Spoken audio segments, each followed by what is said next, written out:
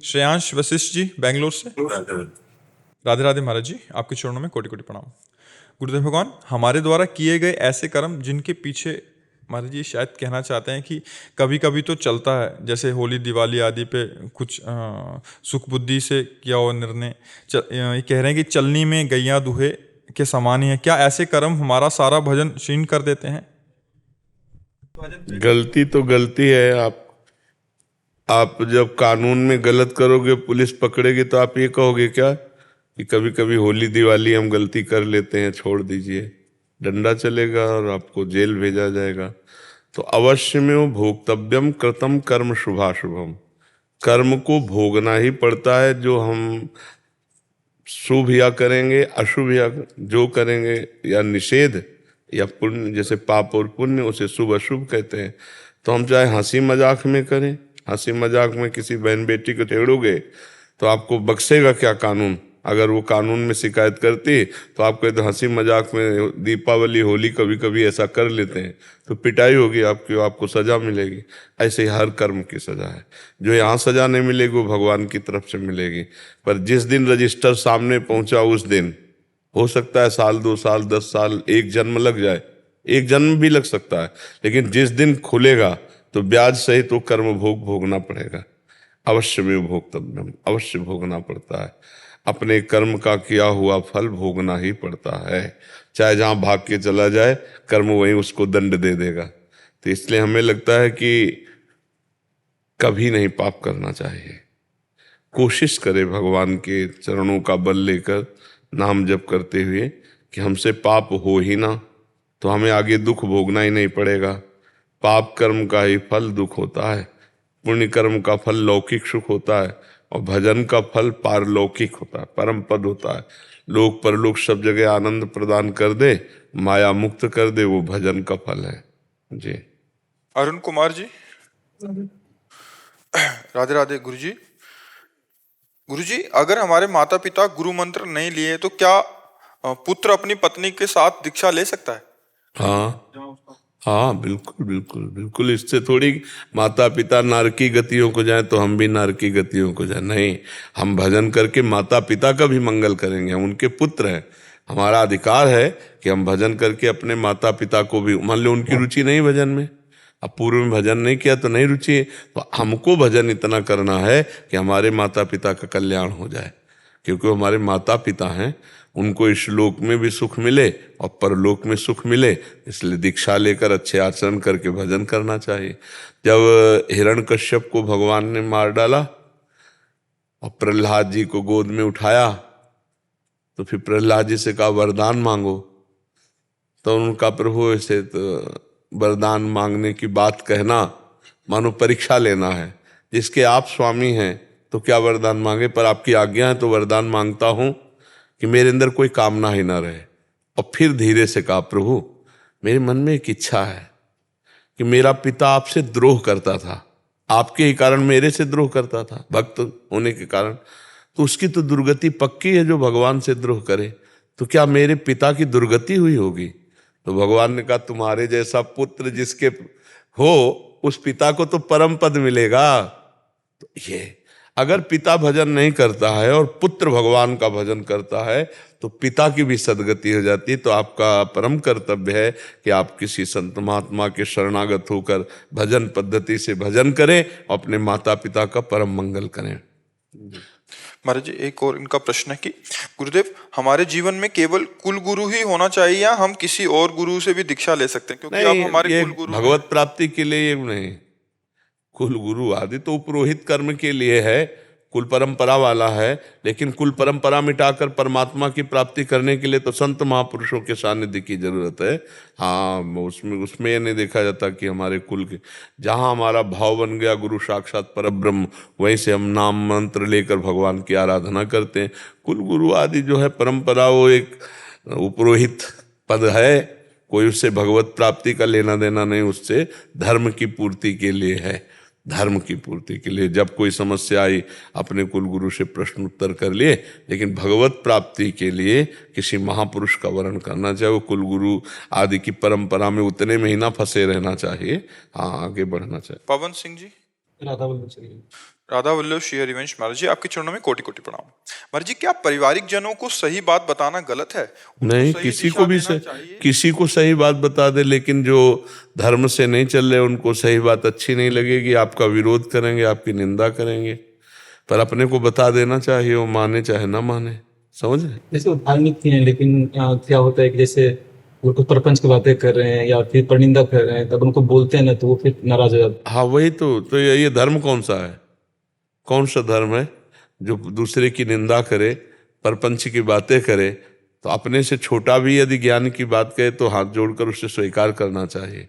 देखो, अवस्था में सबसे छोटे से सुखदेव जी महाराज, वहाँ बड़े बड़े ब्रह्म ऋषि 10,000 वर्ष, 50,000 वर्ष के बैठे थे, लेकिन सुखदेव जी आए तो सब खड़े हो गए, क्योंकि ब्रह्म ज्ञान में वो बहुत श्रेष्ठ थे। तो ज्ञान में अवस्था नहीं देखी जाती। तो मान लो आपके बुजुर्ग जन हो या जो भी हो, अगर आप सही उनको उपदेश करते हैं कि पराई निंदा नहीं करनी चाहिए, जितनी देर प्रपंच की बात कर रहे हो उतनी देर भगवान का नाम जप करो, तो उनको बुरा लगेगा, क्योंकि वास्तविक वो धर्म में नहीं है। धर्म में रहने वाला कौन सा धर्म आदेश करता है किसकी निंदा करो? कौन सा धर्म कहता है समय व्यर्थ करो? सनातन धर्म के बहुत दिव्य लक्षण हैं, पीछे चर्चा हुई थी। तो भगवान के और धर्म के स्वरूप एक ही है, भगवान ही सनातन है और धर्म ही सनातन भगवान का स्वरूप है। तो ये लोग जो नहीं जानते हैं, तो उनको हम धर्मात्मा कैसे कह सकते हैं? क्या धर्म का लक्षण है? मतलब हम कह रहे हैं पुलिस की वर्दी पहन के चोरी करे तो, कि तुमको तो कानून पता है और फिर आप कानून के विरुद्ध आचरण कर रहे हो। तो दीक्षा लेकर के अगर दूसरे की निंदा करता है, प्रपंच की वार्ता करता है, तो क्या दीक्षा लिए हैं? क्या संत समागम है? हैं, लेके सो गए तो उनको उठाते हैं कि आप बैठ कर लीजिए, तो फिर नहीं, ये बात सो जाना एक अलग विषय है, शरीर की अस्वस्थता या शरीर की असमर्थता, लेकिन पराई निंदा करना या प्रपंच की बातें करना ये उचित नहीं है। पर हमको चाहिए कि उनका प्रति पूज्य भाव हम हृदय में रखें, और फिर अगर हम कह देते हो नहीं मानते तो हमें दुखी नहीं होना। वो हमको गाली देते हैं तो हमें दुखी नहीं होना। हमको अपने धर्म पे रहना है, उनका भी मंगल करना है और अपना भी मंगल करना है, ठीक है? अगर हम उनकी छोटी छोटी बातों में नाराज होना शुरू कर दिए तो हमारी भक्ति बाधित हो जाएगी। फिर जो वो दोष कर रहे हैं वही हम करने लगेंगे, कि हम अपने माता पिता या पूज्य जनों की निंदा करने लगेंगे, तो बात तो फिर हमारी गड़बड़ हो गई ना। इसलिए सावधान, उनके प्रति भी भगवत भाव रखते हुए नाम जप करो। आवश्यक होने पर बोल दो, लेकिन ऐसे बोलो कि आपका वो अपमान करें तो आपको दुख न पहुंचे, वो आपकी अवहेलना निंदा करें तो आपको दुख न पहुंचे। पवन जी फतेहपुर से। राधे राधे। राधे राधे महाराज जी। महाराज जी, मेरा प्रश्न है कि क्या अपने स्वर्गीय माता पिता की घर में तस्वीर लगाकर पूजा अर्चना करना सही है या गलत? उनकी प्रतिमा के सामने दीपक जलाना, सुबह शाम पूजा करना सही? हाँ, उनमें भगवत भाव कर ले कि भगवान मेरे माता पिता के रूप में तो भगवान पहले भी थे, अब भी हैं, आगे भी रहेंगे। भगवान ये सब रूपों में है, तो मेरे माता पिता के रूप में भी भगवान आए थे। तो हम भगवत भाव करके यदि छवि लगा लें, देखो गुरु की भगवत भाव करके छवि लगाते हैं ना, तो माता पिता की भी भगवत भाव से लगा लें और आराधना करें, तो भगवान जो सर्वत्र हैं तो उस छवि में भी है ना, तो भगवान की आराधना हो जाती है। और माता पिता के प्रति हमारा जो ममत्व है वो पवित्र हो जाता है जब हम उनमें भगवान देखते हैं। भगवान की भावना करने से ही, क्योंकि माता पिता का शरीर जो हम माता पिता मान रहे थे वो तो थे नहीं, अंदर जो था वो परमात्मा ही था। तो आज भी छवि रूप में वो इसी शरीर का है, लेकिन इसमें अंदर में परमात्मा विराजमान है। तो भगवान की भावना करके उनको विराजमान करके आरती पूजा नाम जप मंत्र जो भी करें वो सब बढ़िया हो जाएगा, पर भगवत भावना से। हाँ भगवान। महाराज जी, मेरे पुत्र का नाम मेरी स्वर्गीय माता जी ने नारायण रखा था। अगर हम उसका नाम जप भी बुलाते हैं तो क्या वो नाम जप के में अंतर्गत आएगा? आएगा, भाव तो रहता नहीं। आएगा, आएगा। भगवान का नाम भाव कुभाव अनख आलसहु, नाम जपत मंगल दिशि दशहु। जब ठाकुर हरिदास जी को कोड़े लग रहे थे तो मारने वाले जो जल्लाद थे कहते थे हरि बोल कहता है। तब वो मुड़ के देखते, उनके चेहरे की तरफ, कहते तुम्हारा भगवान कल्याण कर देंगे, क्योंकि किसी भी बहाने से सही तुमने हमारे भगवान श्री हरि का स्मरण किया। तो हम घर में अवध कुमार, राम कुमार, कृष्ण कुमार ऐसे जो नाम रखते हैं वो इसीलिए कि गृहस्थी में विशेष बैठकर भजन नहीं होता, तो कम से कम बालकों के बुलाने में ही भगवान नाम हो जाए। और गाँव की पद्धति थी, जब एक दूसरे से मिलते थे तो राम राम भैया, नहीं तो 2 बार वो बोला, 2 बार वो बोला, राम राम राम राम, ऐसे बड़ा पवित्र व्यवहार था। अब आजकल वो चला हाय कि दुर्भाग्य है तुमने देखा हाय। नहीं, हाय का मतलब क्या होता है? हाय तो गांव में तब बोली जाती थी जब कोई हाय ऐसा हो गया, और तो आजकल बोला हाय, तो हाय का मतलब क्या है? अरे भाई राधे राधे बोलो, राम राम बोलो, कृष्ण कृष्ण बोलो, आपकी वाणी पवित्र हुई, सामने वाले की श्रवणेंद्री पवित्र हुई। और 2 बार वो बोलता था, जैसे बोले राम राम भैया तो बोले राम राम राम राम। अब देखो 6 बार नाम हो गया भगवान का। इसी तो हर उत्सव में, हर बातचीत में देखो, सबसे बड़ा शोक का स्थान मृत्यु है। हमारे यहाँ वहाँ भी भजन होता था, राम नाम सत्य है, सत्य बोलो मुक्ति, भगवान के नाम का उच्चारण होता। तो किसी भी बहाने से भगवान के नाम का उच्चारण किया जाए वो मंगल ही होता है। वो चाहे कुभाव में ही क्यों ना हो, उपहास में क्यों ना हो, परिहास या अवहेलना में भी क्यों ना हो, भगवान का नाम सत्य वस्तु अपना प्रभाव दिखा के रखती है।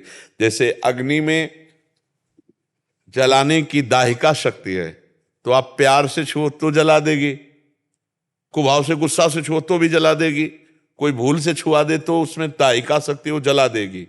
जैसे विष में मारण शक्ति है, प्यार से पियो तो मरोगे, अश्रद्धा से पियो तो मरोगे, कोई पिला दे भूल से तो मरोगे, क्योंकि उसमें मारण शक्ति है।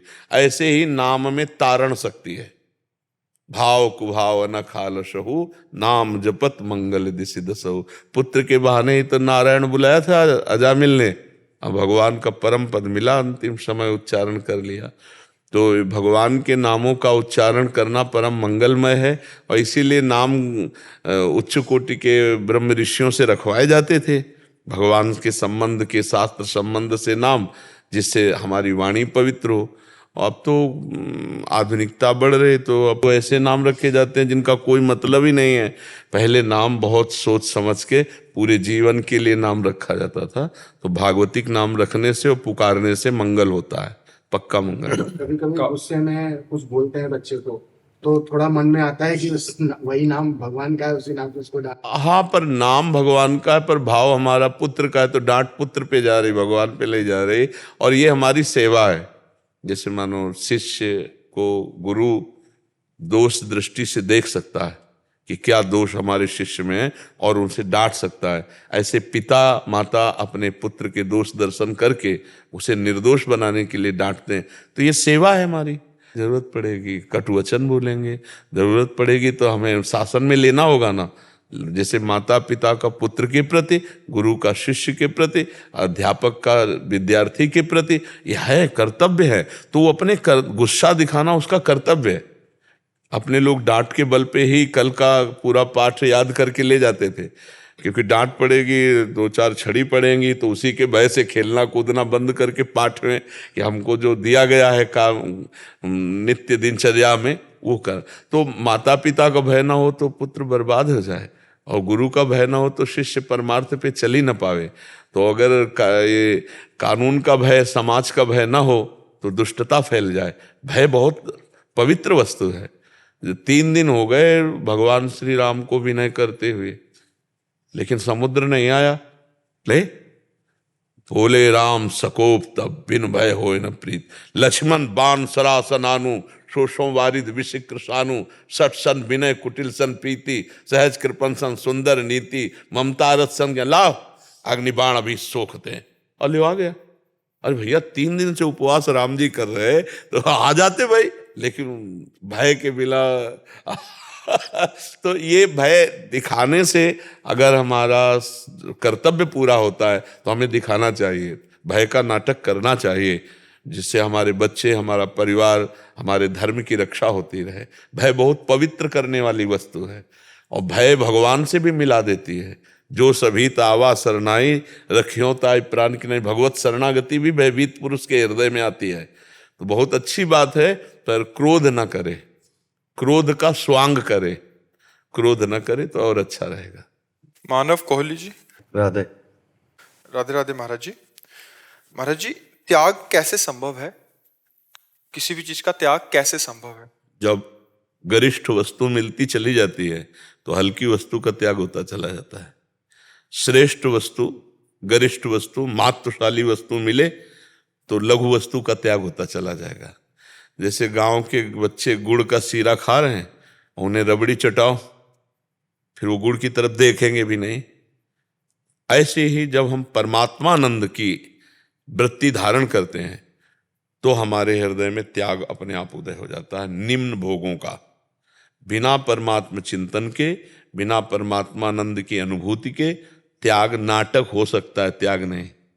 तन छाड़े मन गई रहे, दोनों ही दुख होए। त्याग का मतलब होता है भोग में प्रियता है पर मैं भोगूंगा नहीं, क्योंकि मुझे परमात्मा प्राप्ति करनी है, इसे त्याग कहते हैं। और भोग की प्रियता ही खत्म हो गई, उसे वैराग्य कहते हैं। और भोगानुभूति ही खत्म हो गई, उसे उपरति कहते हैं। त्याग, वैराग्य, उपरति, तीन इसके वैराग्य की श्रेणियां हैं। पहले में है कि भोगूंगा नहीं पर सुख बुद्धि है, दूसरे में सुख बुद्धि का ही त्याग हो गया, तीसरे में भोग वस्तु है भोगने वाली, इसका भी भान नष्ट हो गया, उसे उपरति कहते हैं।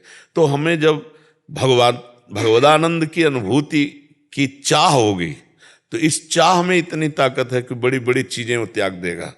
और कहीं भगवदानंद की अनुभूति हो गई तब तो ब्रह्मादिक के भोग सब विषम लागत ताय, नारायण ब्रजचंद की लगन लगी ही जाए। उत्तम त्याग उसी को प्राप्त होता है जो भगवदानंद का लोभ जग जाए या भगवदानंद की अनुभूति हो जाए। तो उत्तम आनंद प्राप्त होने पर अधम का त्याग अपने आप हो जाता है। उत्तम वस्तु की प्राप्ति पर अधम वस्तु की त्याग अपने आप हो जाती है वृत्ति। तो ये जितने विषयानंद हैं ये क्षणिक हैं और तृष्णा प्रदान करने वाले हैं। भोगे हुए विषय को बार बार भोगने की इच्छा का नाम तृष्णा है। तो त्याग होना असंभव है तब तक जब तक भजन नहीं है। और जहां भजन या भगवत प्राप्ति की लालसा या थोड़ा भी भगवदानंद, तो अपने आप ये सब त्याग हो जाता है। लोक परलोक के समस्त भोगों का सब स्वाप्निक नजर आने लगते। रमा विलास राम अनुरागी, तजत बमन जिम जन बड़भागी। कोई बड़भागी जन भगवदानंद का अनुभव करने वाला लक्ष्मी के विलास को ऐसे त्याग देता है जैसे बमन को त्याग दिया जाता है। बमन उल्टी हुई तो दोबारा देखने ऐसे मलवत, बमनवत, विश्वत, तीन शब्द शास्त्रों में आए हैं त्याग के। एक तो घृणास्पद भाव एकदम जागृत हो गया, समस्त विषयों से आप नहीं भोगना, यह है बमनवत। और मलवत, जैसे आप सुबह मल त्याग करते हैं, उसका कोई महत्व नहीं, उसकी कोई चर्चा नहीं, उसका कोई स्मरण नहीं, ऐसे मलवत त्याग। और विश्वत, इनमें बड़ा जलन है, बड़ी अशांति है, बड़ी कामना है, बड़ी तृष्णा है। ना विष खा लेना अच्छा, लेकिन विषय सेवन ना करना, ऐसी उसके हृदय में भावना आती है, ये सब विष है। तो अब वो कैसे उनका सेवन करेगा भोगों का, क्योंकि उसके अंदर मलवत भावना आ गई, वमनवत भावना आ गई, विश्वत भावना आ गई। ये कब आई? भगवदानंद से। बिना भगवदानंद के नौटंकी नाटक हो सकता है, त्याग नहीं हो सकता है। असली त्याग का स्वरूप है विषय की उपस्थिति में भी विषय भोगने की इच्छा ना होना। हर सुख सुविधा, लेकिन हृदय उदास है भगवान के चरणारविंद के लिए। जैसे भरत जी को भरद्वाज ऋषि के आश्रम में सब सुविधा सिद्धियों की, लेकिन भरत जी का मन बिल्कुल नहीं, भगवान के वियोग में था ना, तो कुछ भी, कोई भी आकर्षण रिद्धि सिद्धि का नहीं हो पाया। भगवदानंद की एक विरह में भी अनुभूति होती। जैसे हम भगवान से मिलना चाहते हैं तो बार बार भगवान के सामने झांकी होगी और हमारा रोना होगा, कब मिलोगे। यद्यपि वो देख रहा है भाव में, क्योंकि जी नहीं सकता, वो जी नहीं सकता। जैसे मछली जल के बिना नहीं जी सकती, ऐसे भगवान का भक्त भगवत स्मृति और भगवत तन्मयता के बिना जी नहीं सकता। तद स्मरणेन परम व्याकुलते थे। अब कुछ भी त्याग उसके लिए सब सहज सरल है, क्योंकि वो सच्चिदानंद गाढ़ रस को जानना चाहता है या पाना चाहता है या पा गया, तो ये छिछले क्षणिक नाशवान भोगों की तरफ उसकी वृत्ति ही नहीं जाएगी। और अगर अभी जाती है तो केवल बातचीत है, अभी परमार्थ नहीं है, नहीं तो नहीं जाएगी। मतलब शुद्ध परमार्थ के पथिक का हृदय ऐसा रहता है जैसे दीवाल घड़ी का सेल हटा लो तो सेकंड की मिनट में, घंटे की घंटे हिलेगी नहीं। ऐसे ही उसका मन बुद्धि चित्त सब परमात्मा में। सेल खत्म, त्रिगुण का सेल खत्म, माया का अब उच्छा नहीं। जाहि न चाही कबहू कछु तुम सन सहज सने, बसो निरंतरता सुर सो राउर निज गे। चाह मिट गई तभी तो महात्मा होता हो, चाहे पैंट शर्ट में क्यों ना हो। महात्मा चाह मिटा दे, चाह मिट्टी चिंता मिट्टी मनुआ बेपरवाह। तो ये चाह तभी मिटती जब भगवदानंद की अनुभूति होती है। बिना भगवदानंद के पाखंड का बोलबाला रहता है, दंभ दिखावा नौटंकी नाटक और भोगना वही विषय सेवन। क्योंकि इंद्रियां प्रमथन स्वभाव की होती है। अगर भगवदानंद नहीं मिला तो मन मना खष्टान इंद्रियां प्रकृति स्थान कर सकती, ले वहीं जाएगा। तो बात करेगा त्याग की और क्रियाएं होंगी भोग की। इसी को दंभ कहते हैं। दंभ कहते जो है नहीं वो बोलना दिखाना। लेकिन असलियत में जब तक भजन नहीं होगा तब तक मन को विषयों से नहीं रोका जा सकता। और भजन होगा तो रुचि ही नहीं रह जाएगी। खुद आप जब करके देखना, रुचि ही नहीं रह जाएगी। मतलब जैसे स्वप्न में जब हम लड्डू खा रहे होते हैं तो बड़ा स्वाद और पेट भर रहा होता है, लेकिन जगने के बाद ना लड्डू में आस्था रहती है ना पेट भरा रहता, सब का सब झूठा होता है। ऐसे ही होता है, जे ही जाने जग जाए हेराई, जागे जथा स्वपन भ्रम जाए। असली त्याग है भगवदानंद की अनुभूति। काव्या जी। श्री हरिवंश महाराज जी वो एक ऐसी कौन सी वस्तु है या कौन सी बात है जो श्री जी को बिल्कुल नहीं पसंद? विस्मरण, प्रभु का विस्मरण श्री जी को पसंद नहीं। हर समय भगवत स्मृति में तन्मय रहो। श्री जी को सबसे बड़ी सेवा हो रही, सबसे बड़ा भोग लग रहा है, सबसे बड़ी आराधना हो रही, अखंड स्मृति। गोपी जनों ने श्री जी की कृपा से यही प्राप्त किया। मुरारि पादार्पित चित्त वृत्ति, ये विक्रय तुकामा खिल गोप कन्या, मुरारि पादार्पित चित्त वृत्ति। गोपी प्रेम की ध्वजा, गोपी जैसा प्रेमी मिलना।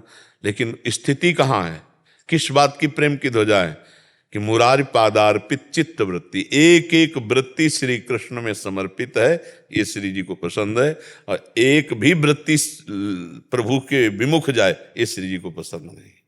देखो श्री जी कह रहे मोको तो भावती ठोर, प्यारे के नयनन में, प्यारो भयो चाहे मेरे नैनन के तारे।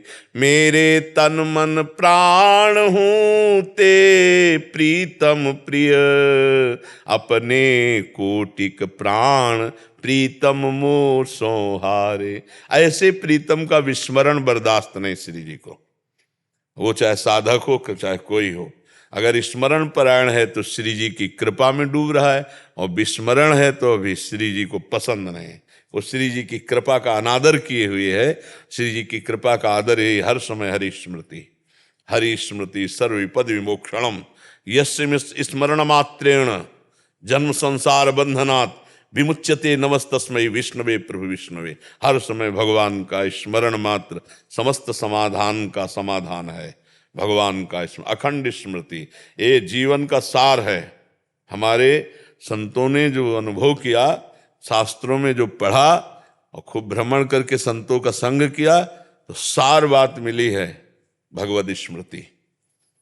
और अर्जुन जी को क्या प्राप्त हुआ गीता सुनने के बाद? नष्टो मोहा स्मृति लब्ध्वा तत्प्रसादाल मयाच्युता। हे अच्युत, आपकी कृपा प्रसाद से स्मृति, ये सब सार बात है। चाहे क्रियारत हो या क्रिया रहित हो, आपका तार एक तार भगवत स्मरण, बस सब शास्त्रों का सार हमने पाया है। बैठे हो, खड़े हो, चल रहे हो, क्रियावान हो या अक्रिय हो, बैठे ठाड़े परे उताना, कबीर कहाँ हम रहें ठिकाना। हर समय भगवत स्मृति, हर समय नाम जब चल रहा है, सब ये श्री जी को पसंद है। श्री जी को एक बात पसंद नहीं, भगवत विमुक्ता, ये पसंद नहीं। अन्नू सिंह जी। राधा वल्लभ श्री हरिवंश महाराज जी, महाराज जी आपके चरणों में कोटि कोटि प्रणाम। महाराज जी आपकी कृपा से मेरे जीवन का एकमात्र उद्देश्य भगवत प्राप्ति है। गुरुदेव आपके श्रीमुख से सुना था कि आपको किसी ऐसे महापुरुष के दर्शन हुए थे जिनसे आपने पूछा था कि कृष्ण को कैसे पा सकते हैं, और उन महापुरुष जी ने आपको बोला था कि जब आप कृष्ण हो जाओगे तभी कृष्ण को पाओगे। गुरुदेव इसका क्या तात्पर्य है? नया साधक इसको कुछ देर तो हम भी शब्द में घुसे कि कृष्ण बन जाओगे तब कृष्ण की प्राप्ति, मतलब क्या हो सकता है। पर थोड़ी देर में फिर उत्तर आने लगा कि जिसका मन कृष्णमय, बुद्धि कृष्णमय, चित्त कृष्णमय, अहम कृष्णमय, वो ही कृष्ण का साक्षात्कार कर सकता है। ये उन महापुरुष का इशारा था कि जब तुम कृष्ण बन जाओगे तब कृष्ण का साक्षात्कार। तो भगवत साक्षात्कार तभी होता है जब तन्मया स्थिति होती है। तन्मया मन कृष्णाकार, बुद्धि कृष्णाकार, चित्त कृष्णाकार, कृष्ण के सिवा कुछ रहा ही नहीं हृदय में, तब भगवत साक्षात्कार होता है। जब इतना चिंतन गाढ़ कि न शरीर का चिंतन, न भोगों का चिंतन, न दुनिया का चिंतन, केवल कृष्ण में। जैसे पीछे वाले बैच में बताया था कि गोपियां प्रेम की ध्वजा हैं। क्या स्थिति है? वो जा रहे हैं दही बेचने, तो इतना कृष्णाकार भाव है कि दही ले ले की जगह कहते कोई गोविंद ले ले, कोई दामोदर ले ले, कोई माधव ले ले। विक्रेत कामा खिल गोप कन्या, मुरारी पादार्पित चित्त वृत्ति, दध्यादिकम मोह वशाद वोचद, गोविंद दामोदर माधवेति। कितना कृष्णाकार वृत्ति है कि वो कहना चाहती है कोई दही ले ले तो निकलता है, कोई गोविंद ले ले, कोई दामोदर ले ले, कोई। तभी तो उद्धव जैसे परम ज्ञानी महात्मा गोपीजनों की चरण धूल की ऐसा भगवान से प्रेम कि संसारिक शब्द भी नहीं निकल रहा, केवल भगवान का ही नाम। बेच रहे हैं, क्रिया संसारिक है, दही बेच रहे, लेकिन दही ले ले, दही ये नहीं, जगह नहीं रह गई, ना ही न रहे हेमा ठौर, तो निकलता है गोविंद ले ले, दामोदर ले ले, माधव ले ले। ऐसी कृष्णाकार वृत्ति ही कृष्ण का साक्षात्कार कराती है। जब हमारा चित्त एकदम भगवान में तन्मय रहे, भगवान के चिंतन में कभी कभी चिल्ला चिल्ला के रोने की इच्छा हो कि कब मिलोगे। ये सब चलता रहेगा। रोज शाम हो रही, रोज दिन हो रहा है, रोज वही दिनचर्या हो रही है। कोलू के बैल की तरह हमारी दिनचर्या चले, लेकिन आप कब मिलोगे?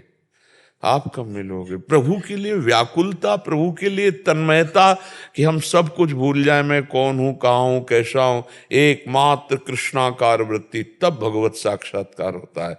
ब्रह्म नहीं, माया नहीं, नहीं जीव नहीं काल, अपनी हूँ शुद्ध ना रही, एक रहे नंदलाल। एक भगवान मात्र ध्यान में है तो भगवान की प्राप्ति हो गई। जब तक भगवान में तन्मयता नहीं होती तब तक भगवत साक्षात्कार नहीं होता है। शशांक शुक्ला जी, राधे राधे। राधे राधे महाराज जी। महाराज जी मैं आपका प्रवचन और भगवत प्राप्ति के लिए आपके द्वारा बताए गए मार्ग पर प्रतिदिन प्रतिपल चलने का प्रयास करता हूँ। इससे मुझे बहुत बदलाव भी आए हैं।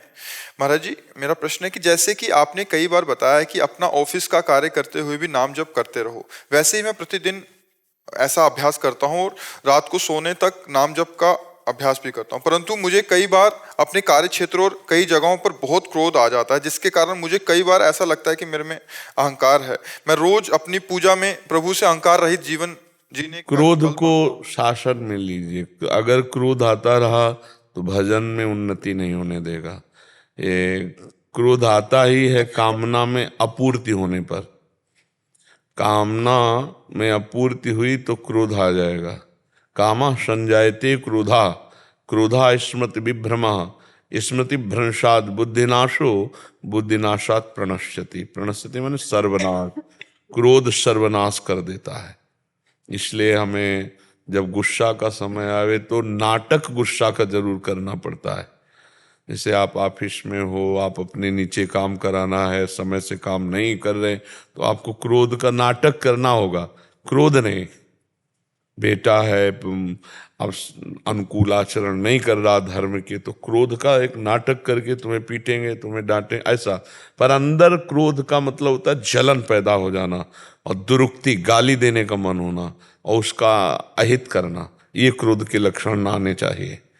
कटु वचन न निकले, शासन युक्त वचन हो, क्रोध का ड्रामा हो, हृदय शीतल हो, जरूरी है, कर लीजिए।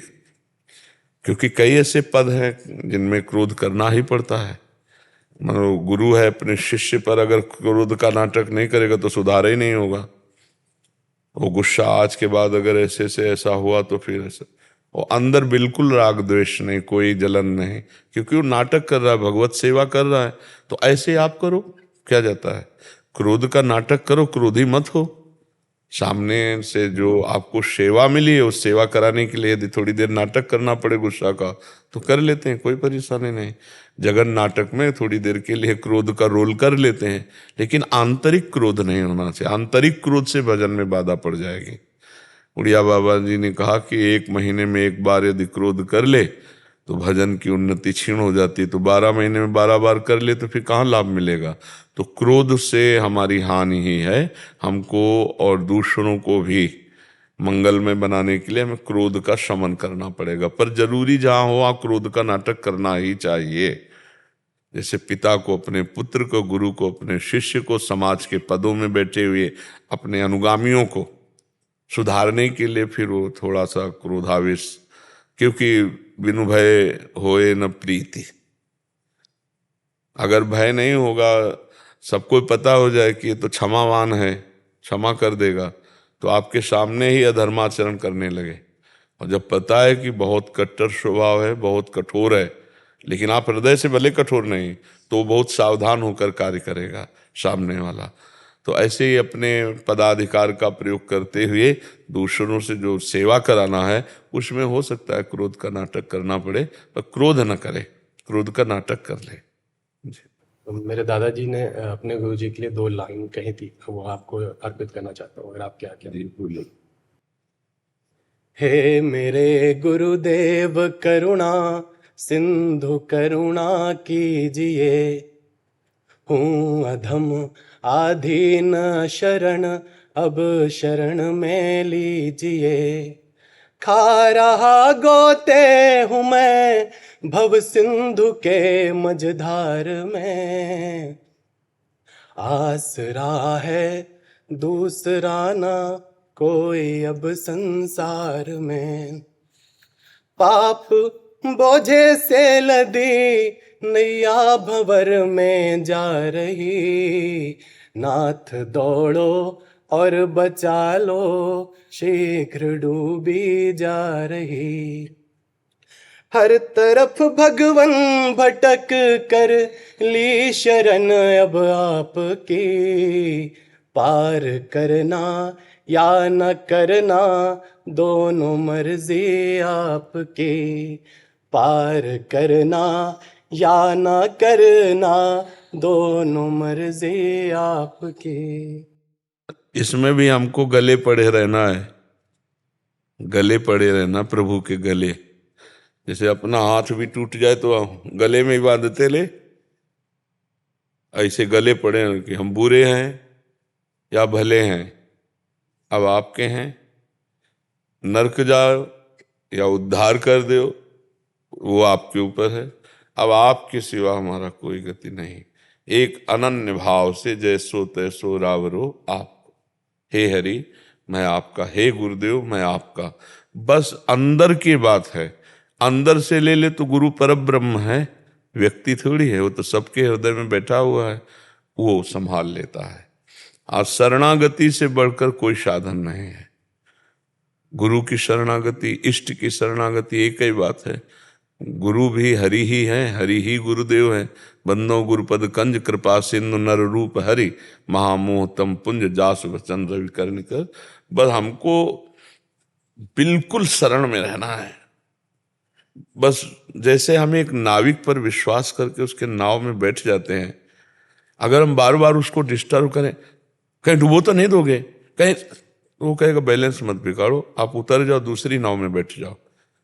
ऐसे अगर बिना बैलेंस बिगाड़े आप ऐसे बैठ गए ना कि प्रभु मैं किसी योग्य नहीं हूँ, मेरे में बल नहीं है, मेरे कभी गुण दोष देखकर मुझे उतारना मत, क्योंकि आपके सिवा और कोई है नहीं, ठिकाना हमारे आप ही हो, और पूर्ण भगवान के भरोसे हो जाए तो बच्चा पक्का पार हो गया।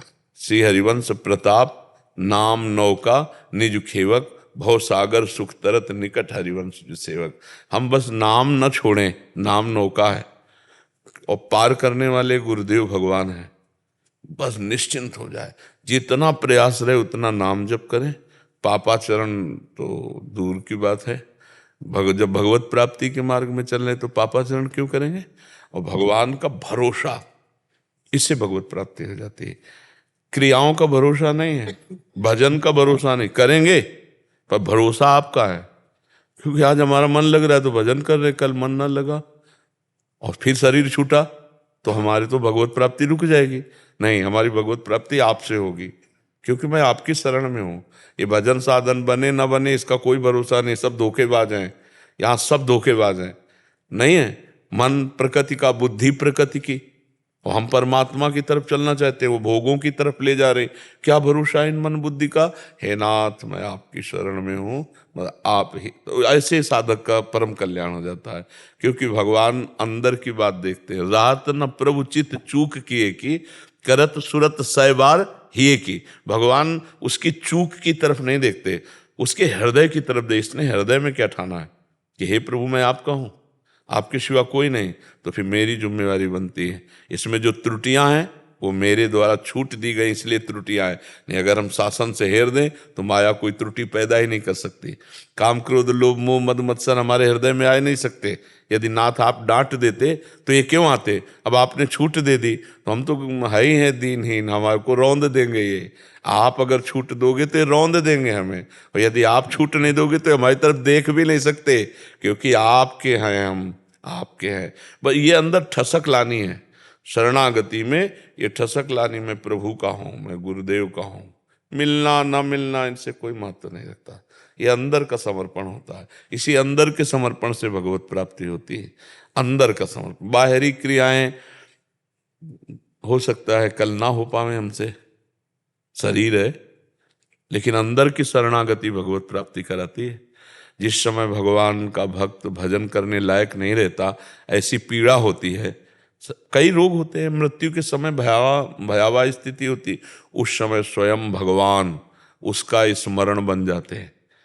जो स्मरण वो करता रहा ना, राधा राधा राधा, अब स्वयं भगवान राधा राधा राधा स्फुरित हो गए, तब अंतिम में भगवत प्राप्ति। भगवत प्राप्ति भगवान की कृपा से होती है, और वो कृपा हम पर है, और हम केवल भगवान के गले पड़ जाएं। आपके सिवा कोई हमारा है नहीं, हम किसी लायक नहीं, हम किसी लायक नहीं, आपके सिवा कोई हमारा है नहीं। इससे पक्का भगवत प्राप्ति हो जाती। पर ये अंदर की बात है, जबान से नहीं, अंदर की बात। अंदर ही बात बैठ गई, यार मेरे बस की बात नहीं, पहाड़ का पहाड़ काम क्रोध लोभ मोह मद मत्सर, हम इनको पलटा दे, हमारे दम नहीं। बस हे हरि हरि शरणम हरि शरणम हरि शरणम, जीव का निस्तार हो जाता है। अगर जीव को धोखा मिलता है तो अहंकार के कारण, अहंकार भगवान के चरणों में समर्पित हो गया, परम मंगल हो गया, परम कल्याण हो गया। कौशल ठाकुर जी। जी हरिवंश महाराज जी कह रहे हैं कि आपका सत्संग 2 साल से सुन रहे हैं, आप में गुरु भाव है। वृंदावन धाम की ऐसी निष्ठा और भाव सुनकर इनके हृदय में बहुत प्रेम जागृत हुआ है वृंदावन धाम। तो ये आपसे एक आज्ञा लेना चाहते हैं कि अभी ये 4 बच्चों के साथ, पत्नी के साथ वृंदावन वास नहीं कर सकते, इतना अर्थादि नहीं है। तो ये कह रहे हैं कि मैं अकेला ऑटो टैक्सी यहाँ कुछ टमटम चला के अकेला यहाँ वास कर सकता हूँ। परिवार का पोषण, क्योंकि जब बच्चे हैं तो उनका पढ़ाना लिखाना ब्याह बर करना, तो ये भी देखना है कि अगर वो कर्तव्य ना बना तो ये ठीक नहीं है। क्योंकि वो कर्तव्य, जैसे आपको माता पिता ने पढ़ा के पुष्ट किया, बड़ा किया, ऐसे आपका कर्तव्य है कि उन बच्चों को, अब अगर आप छोड़ के भागते हैं तो सोचो उनका क्या दोष, दोष तो आपका ही होगा। फिर यहाँ चित्त नहीं लगेगा, अपराध बन जाए तो यहाँ भी चित्त नहीं लगेगा। तो हमें लगता है कि अभी आते जाते रहो और कुछ संतान के लिए व्यवस्था करो, फिर आकर अखंड वास कर लो। पर पहले बच्चों के कर्तव्य का फटाफट पालन करो, जैसे बन पावे तैसे, क्योंकि वो कर्तव्य है। अगर आप हमारे वचन प्रमाण मानेंगे तो हमको वही बोलना है जो शास्त्र आज्ञा करता है। हम ऐसे नहीं कह सकते आओ आओ वृंदावन वास करो, बहुत बढ़िया बात है।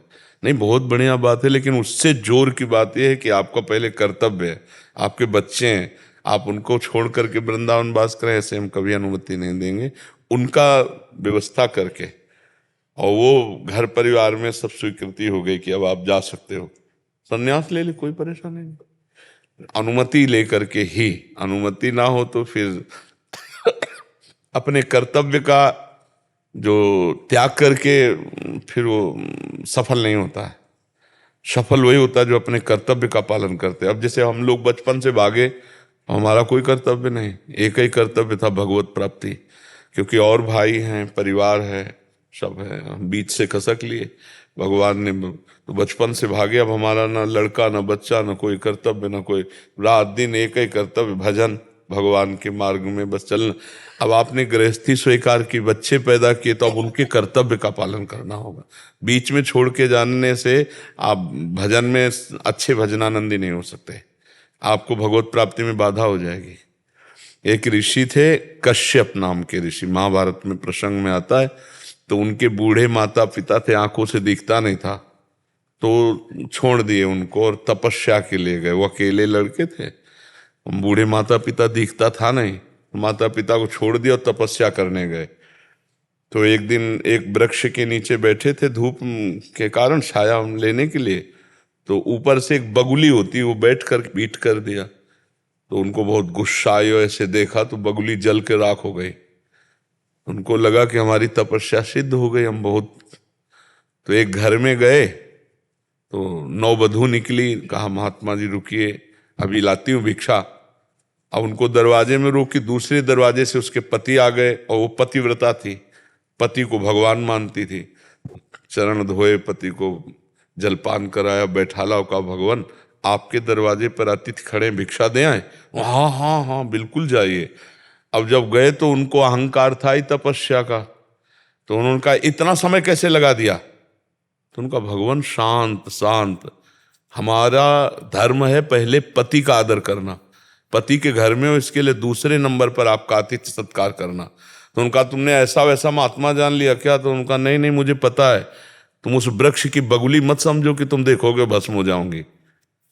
तो उनको लगा ये घटना कौन जानता है, केवल अभी जानते थे। तो बोले आपको कैसे पता है? बोले मैं त्रिकालज्ञ हूँ, अपने पति को भगवान मानती हूँ और उनकी आराधना के प्रभाव से मैं पतिव्रता हूँ। त्रिकाल का ज्ञान है मुझे, भूत भविष्य वर्तमान तीनों काल का। अभी तुम बच्चे हो, तुम्हें अध्यात्म का ज्ञान नहीं है, जाओ अध्यात्म का ज्ञान प्राप्त करना हो तो कसाई पता बताया और कहा उनका नाम सदन कसाई, उनके पास जाओ, वो तुम्हें ज्ञान देंगे। महाभारत की कथा है। अब वो आश्चर्यचकित तो थे ही, उसकी बात मान करके वो उस स्थान पर गए तो वहां वो मांस काट के बेच रहे थे। कोई कहता है 1 किलो 2 किलो, तो ऐसे मांस काट के बेच रहे थे, वो ऊंट फड़क रहे थे, अर्थात नाम चल रहा था भगवान का। उन्होंने देखा इतने गंदे आदमी से बात करने के लिए भेजा, तो चल दिया। सोच कहा रुको रुको, अमुक गांव की पतिव्रता ने भेजा है ना, बिना फोन के, पहले तो फोन था नहीं। तो उनका आप कैसे जान गए? बोले मैं त्रिकालज्ञ हूं। बोले सब त्रिकालज्ञ मिल रहे हैं, हम ही को केवल ज्ञान नहीं है। बोले आपको तीनों काल का ज्ञान कैसे हुआ? बोले रुको हम मांस सब जितना बेच लेते फिर आप चलते। तो मांस बेचा और गए। घर में बूढ़े माता पिता सिंहासन पर बैठे थे, उनको जाके साष्टांग प्रणाम किया और कहा मेरे कुल का धर्म है इसलिए मैं मांस बेचता हूँ, खाता नहीं हूँ। रात दिन अपने माता पिता को भगवान मानकर उनकी सेवा करता हूँ और नाम जप करता हूँ, इसके प्रभाव से मुझे ज्ञान है। जैसे वो अपने पति को भगवान मानकर बचती है और नाम जप करती है, तो उसके प्रभाव से उसे त्रिकाल। मैं देख रहा हूँ तुम्हें कभी भी ये ज्ञान प्राप्त नहीं हो सकता। तो उनका क्यों? बोले तुम्हारे माता पिता अंधे हैं, तुम्हें जरूरत थी उनकी सेवा की, छोड़कर यहाँ तपस्या का ढोंग करोगे, कुछ हाथ नहीं लगना। जाओ पहले माता पिता का उद्धार करो, जा करके उनका शरीर पूरा हो तब तपस्या करना। तो ऐसे ही शास्त्र आज्ञा करता है, अपने अपने कर्तव्य। अब मान लो हमारा सत्संग सुन करके किसी का ब्याह हो गया हो और फिर वो वैराग्य उसको चढ़े कि भैया ये तो सब मिथ्या है, तो उस समय थोड़ी मिथ्या सोचा था जब पानी ग्रहण कर रहे थे। अब चुपचाप मन को मार कर उसके साथ रहो और भजन करो, अपने धर्म का पालन करे, है नहीं। अब जैसे वृंदावन की बात सुनी तो चलो वृंदावन सब छोड़ देते हैं, तो फिर पालन पोषण बच्चों का जो अधिकार है वो जरूर करना चाहिए। भगवान उसी के लिए अवतार भी लेते हैं, यही दृश्य दिखाने के लिए कि भगवान के लिए कोई कर्तव्य नहीं, फिर भी अपने कर्तव्य का पालन करते हैं। तो हमको चाहिए अपने कर्तव्य का पालन करना चाहिए। ठीक है। स्वाति जी, महाराष्ट्र। राधे राधे महाराज जी, चरण स्पर्श। महाराज जी, मेरा प्रश्न है कि भगवत प्राप्ति हेतु हम इस लोक में विभिन्न प्रकार के अच्छे कर्म करते हैं, जैसे भजन, कीर्तन, नाम जप इत्यादि। हमें इस लोक के बारे में तो पता है, हमें उस लोक जहाँ श्री जी का धाम है उसके बारे में कुछ भी पता नहीं है, जो हमें भगवत प्राप्ति को उपरांत मिलेगा। जो तो फिर जिस लोक के बारे में हमें कुछ पता ही नहीं है, उस लोक को प्राप्त करने हेतु हम इस लोक में कार्य और कर्म क्यों करते हैं? देखो, जैसे यहाँ हमको सब कुछ पता ना हो तो भी है ना, जेल भी है, फांसी भी है, सब कुछ है। तो दुखद या सुखद सब कुछ तो पता यहाँ भी नहीं है। आपको अपना पता है? किसका प्रश्न है? आपको अपना पता है आप कौन है? जी नहीं। तो भाई आप अपने से प्यार तो बहुत करते हैं, आप अपने विषय में ही सोचते हैं, आप अपने लिए ही जी रहे हैं, आप अपने लिए ही रिश्ता बनाए हैं, और आप कौन है आपको खुद पता नहीं। तो ना जान, ऐसा नहीं कहा जा सकता कि हम नहीं जानते हैं तो हम फिर प्यार क्यों करें, हम उसकी बात क्यों करें, हम उसके लिए कर्म क्यों करें। आप अपने को नहीं जानते लेकिन सब कुछ अपने लिए कर रहे हैं। आप अपने को स्त्री शरीर माने हुए हैं। ये 30-40 वर्ष पहले नहीं था, और हो सकता है 30-40 वर्ष बाद नहीं रहेगा, नष्ट हो जाएगा। तो कितना आप प्यार करते हैं शरीर को? आप अपने को तो जानते नहीं हैं, और शरीर को जितना जान पाई हैं वो नाशवान पांच भौतिक है, ये भी जानते हैं आप। तो फिर अनजाने में आप अपने को कितना प्यार करते हैं। तो अपना जो है असली, जिसके हम अंश है, तो अगर आप अनजाने हैं तो आपको अनजाने नहीं रहने दिया जा रहा। भगवान के पार्षद संत जन जो उनके रहस्य को जानते हैं, उनसे मिला दिया जाता है, उनसे वार्ता होती है। तो हमें ना दिखाई दे तो मतलब नहीं है कि उसका अस्तित्व नहीं है। जैसे हम अपने को नहीं देख सकते लेकिन हम हैं, ऐसे ही भगवान को अभी नहीं देख सकते लेकिन भगवान है। अगर हम बुरा करेंगे तो दुख भोगना पड़ता है, अच्छा करेंगे तो सुख भोगना पड़ेगा। और सुख दुख दोनों से बढ़ करके आनंद में जाना है तो भगवान के लिए ही हमें जीवन जीना पड़ेगा, तभी हम माया मुक्त होंगे। नहीं अन्य योनियों में भयानक कष्ट पीड़ाएं सहेंगे। हमारे बहुत से पाप हैं जो हमें दंड देने के लिए उत्साह युक्त हैं, समय पर आकर वो हमें दंड देंगे। कैसी कैसी दुर्गति, एक्सीडेंट हुआ, हाथ पैर टूट गए, एक्सीडेंट हुआ, कैसे भयानक भयानक कष्ट, अब पूरा जीवन बर्बाद, भोगना पड़ेगा ना। तो है कोई मालिक, संसार का मालिक है। अगर कह दो कि हमें परिचय नहीं है तो शास्त्र और संत जन परिचय दे रहे हैं। शास्त्र पढ़ो, संत जन को सुनो, तो आपको परिचय मिल जाएगा कि भगवान है, कहीं और बाहर नहीं है, तुम्हारे हृदय में है, चराचर जगत में है, सर्वत्र है, भगवान है। अब अगर उन है का अनुभव ना होता तो हम लोगों का जीवन बर्बाद हो गया होता, क्योंकि हम इस लोक के किसी कार्य में लगे नहीं, केवल भगवान में लगे। तो अगर वो ना होते तो अब तक निर्णय निकल आता, इतने दिन थोड़ी टिका जाता है बिना सुख के। मान लो अब इसकी जो 55-60 की जो भी आयु हो और बचपन से निकले थे तो पूरा जीवन निकल गया। अगर वो ना होते, वो ना मिले होते, ना आनंद दिए होते, अपना परिचय ना जनाए होते, तो फिर जीवन बर्बाद था कि नहीं बर्बाद। तो हम क्यों तुम्हें फंसाते। लेकिन हम कहते हैं कि हम निहाल हो गए, अंदर से बाहर से सर्वत्र से आनंद ही आनंद है। किडनी फेल है फिर भी आनंद है, मृत्यु का रोज कष्ट है फिर भी परमानंद है। तो अगर वो भगवान ना होते, तुम दूर हो, ये शरीर हमसे दूर है, लेकिन भगवान इतने नजदीक है कि तुम्हें कैसे बताएं। अगर वो ना मिलते, ना होते, तो फिर सब बकवास हो जाता ना जीवन। तो इसीलिए विश्वास माना जाता है, और विश्वास मान करके, जैसे रोग दिखाई तो नहीं दे रहा पर अनुभव में आता है कि ले आता है। बुखार दिखाई दिया क्या कि भाई राधे राधे हमारा नाम बुखार है, बुखार दिखाई दिया। कितने ऐसे रोग हैं दिखाई देते हैं। अब किडनी फेल है, दिखाई थोड़ी दे रही है, फेल है, रोग है। तो कुछ चीजें ऐसी हैं जो हमको माननी होती हैं। डॉक्टर बोलता है आपको बुखार, बोले हमारी श्रद्धा नहीं क्योंकि हमने देखा नहीं। तो तुम्हारी श्रद्धा तुम्हारी रग रग में चढ़ा बैठा है, तुम्हें पीड़ा देगा, श्रद्धा से क्या। भगवान को पुकारो, भगवान के चरणों का आश्रय ले लो, तो इस दुखद संसार से बच जाओगे। अब मानना पड़ेगा, मान करके ही जानना होता है, भगवान को मान के जानना होता है। जैसे डॉक्टर हमें दवा देता है, हम श्रद्धा करके ले लेते हैं, वो कहता है अमुक रोग है, हम श्रद्धा करके ले, वो पैसा भी लेता है, फीस भी लेता है। तो संत जन तो फीस नहीं लेते, और वो बता रहे हैं कि भव रोग की अचूक औषधि भगवान का नाम है, भगवान है। तो भगवान के लिए करना अत्यंत आवश्यक है, क्योंकि वही हमारे जीवन के निर्णायक है।